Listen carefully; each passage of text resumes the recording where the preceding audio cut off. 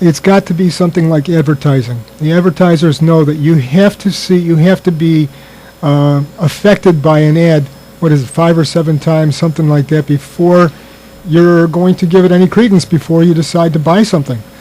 And it's so easy to buy into the fact that you're not deserving of something because you're told that so often growing up. Right. It's a very difficult thing to be able to change someone's mind to something else, and yet it happens all the time.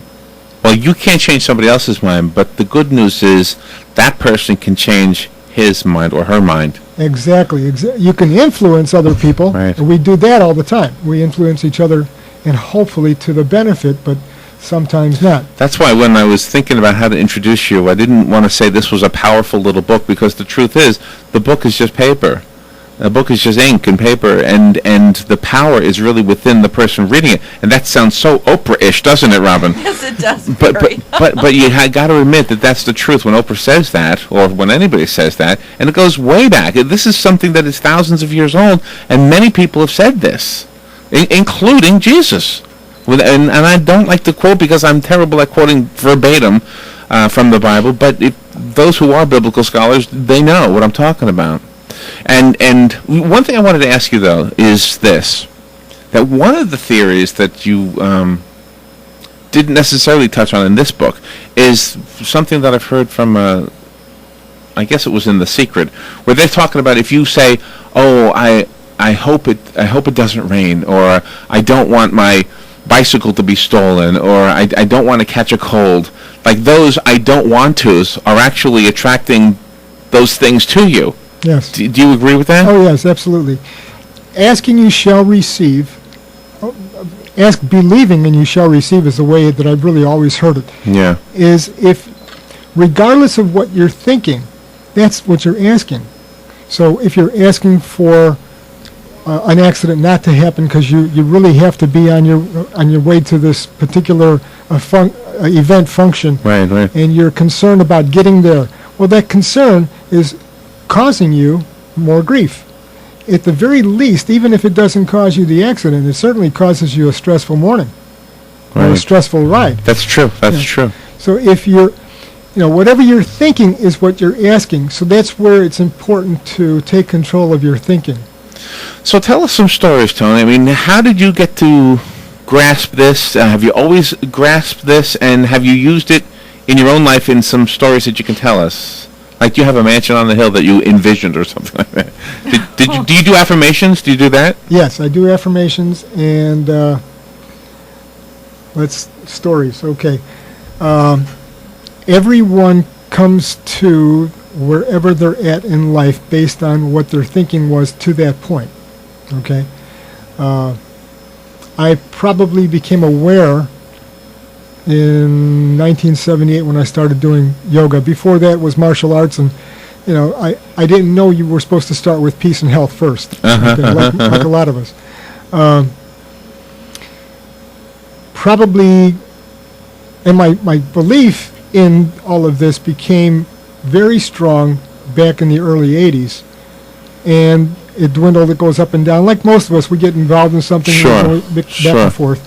And so over the years, and probably since after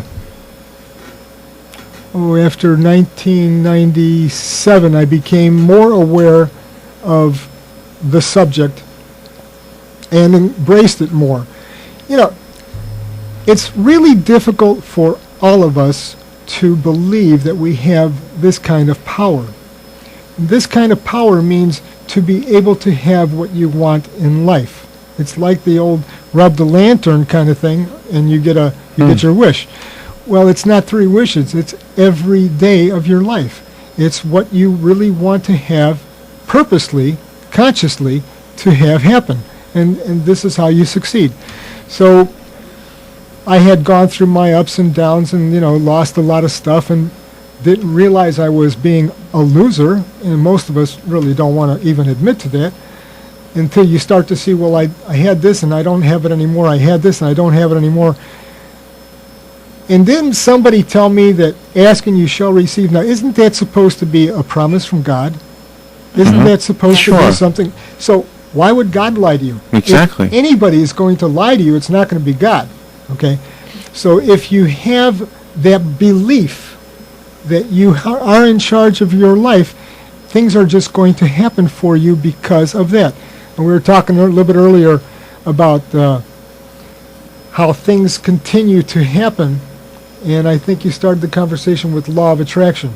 And people started calling you in regards to that kind of a scenario. And also, too, it's not a person being egotistical when that person tries to do this concept or any of the positive messages in your book. It's just that it's their total being. Exactly. They're not being Exactly. conceited or anything like that. It's just that they have to believe in themselves for the betterment of others, because they then give to others. Isn't that exactly right? When you benefit, doesn't someone or everyone around you benefit? That's exactly right. When you bring yourself up, if you buy a brand new car, how many people are you putting money into their pockets? You know, from the salesperson that you dealt with to everyone in the company, including all of the makers of the parts of the cars all That's over right. the world. That's right. Just because you bought a new car, you know. And if one of the thoughts that holds you back from becoming all that you can be is, like Robin says, a fear of being egotistical, or maybe the fear of that you don't deserve it. Do you know all those things are unique to the human race? Every other thing that God has created blossoms to its fullest. Everything, everything, but only humans will stop short of becoming all that they can be. Yeah, because we have a consciousness that says, you know, maybe not. Maybe I'm not supposed to have this. Yeah. You know, people don't have to be philosophical to become wealthy. They just believe that they deserve it. They That's believe right. that their efforts are meritorious of whatever their gains are. So if that's the case, then aren't they also asking constantly? You know, I wish I could remember the story exactly, but there was a story I heard about a businessman during the Depression, and he was successful. And he said, nobody told me there was a depression. So in other words, he didn't buy into that whole thing that everything was falling apart, and he just kept building his business, and I guess he just didn't pay attention to the news or whatever. And I feel like he started out as a hot dog guy. I'm not really sure, but I'm trying to remember that story. The book is called Legacy, The Power Within, and Tony DeLiso is an author from Ocala who has written this fabulous book, and it is really a powerful book. But truthfully, the power is within you, and maybe this will... sometimes a little motivation goes a long way. And I think that might be what the book does for everybody who reads it. Let's take a call from a listener. Good morning, you're on the air. Hey, good morning, Larry. This is Nick. Hi, Nick. I have a question for Tony here. Now, Tony, I've read the Conversation with God books, The Secret, and quite a few other ones in that same category.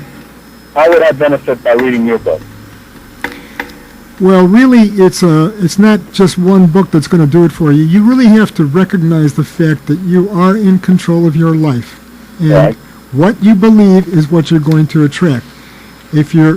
There's only two areas that we are sponsored on, all of our thoughts are sponsored under, and that's love or fear. And you have to start to recognize whether a thought, for example, I want a college degree. Okay, I can't go because of this, because of that, because of this. That can't is going to stop you from going. It's your thought. And it's what's keeping you from making your life a little different.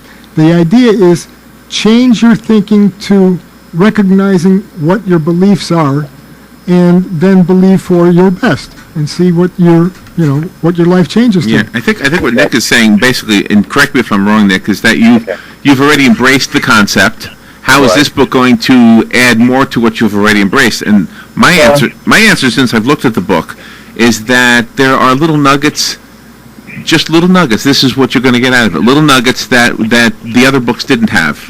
Okay, so And- help me in a better direction, maybe. Well, just something else to kind of confirm for you what you're already embracing. Okay. I guess. Yeah, Tony, do you do any kind of hypnosis or anything like that? No, just meditation. Just And really they are similar in style anyway. Okay. Do you have a meditation class, or you do it just for yourself? There's a meditation sequence at the end of the book, and it's based on Kriya Yoga, but it's a very watered down kind of method. The fact of the matter is the Bible tells you, or other scriptures will tell you, just be still.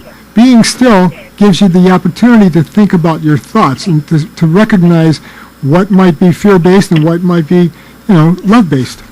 Right.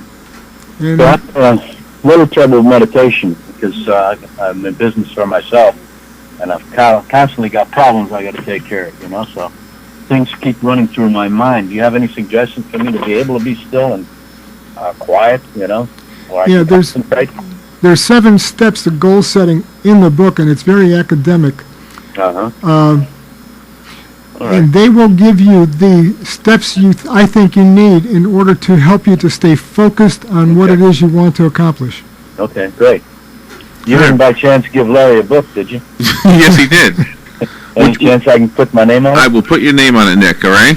Thank you, Larry. All right, you're welcome. Thank you, Tony. You're I welcome. hope I meet you one day. Pleasure. All right, well, Tony's getting this one. How did the rest of the listeners get a copy of this book? Just about anywhere fine books are sold. Just go to the bookstore. Right? You have your books in the store here in Ocala? Very few bookstores actually carry it, but most bookstores will order it for you. Can order it. Amazon.com or any of your favorite online bookstores. Okay. And if any of the other local media are listening, you got to do an interview with Tony DeLiso. Star Banner, if you're listening, I'm telling you, you're not gonna regret this advice from me. Thank you, Larry. Tony's wonderful. And I really do appreciate you coming in. I really do embrace this concept. I myself have used it so many times, and my thing is I want to get the people who really need to embrace this, because if you've already embraced it, you're kind of like getting a little left. This is what Nick was really asking. Why do I need to read the book? Because when you're flying, sometimes you need a little lift of air. So you're already flying, you need a little lift of air. I'm hoping that we get the people who haven't even started flying yet to start paying attention to it. Yeah, that's the most difficult. Tony DeLiso, we have somebody on the air real quickly because we've got to get over to the veteran show. Good morning, real quick, please. Real quick, do you have control over sickness or health in that same manner, or is that another field altogether? I just wondered, you're telling me that That's a hard question to answer in 10 seconds. Thank you, Liz. Yeah, that's a tough one. You do address it in the book, though. And I think it's part of your life, so you do have control over it, yes. Yeah, and you do address it in the book. Yeah. Legacy, The Power Within. Tony DeLiso, DeLiso. He's a local author, but this is an international book.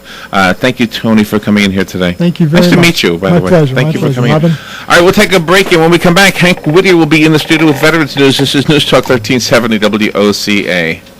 I'll get